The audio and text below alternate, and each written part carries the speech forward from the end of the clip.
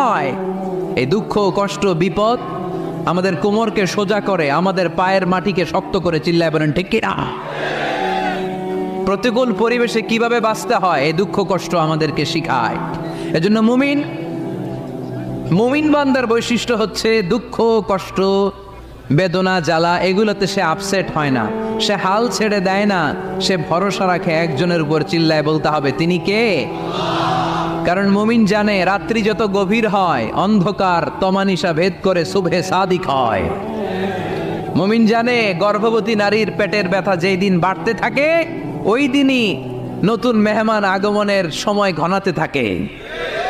মুমিন জানে তার জীবনে দুঃখ কষ্ট বিপদ যত বাড়তে থাকে সুখের দিন কাছে আসতে থাকে। এজন্য মুমিনের হারাবার কিছু নেই। ইন্না মাআল উসরি ইউসরা, ইন্না মাআল উসরি ইউসরা। নবী হে, কষ্টের পরেই আছে আনন্দ, দুঃখের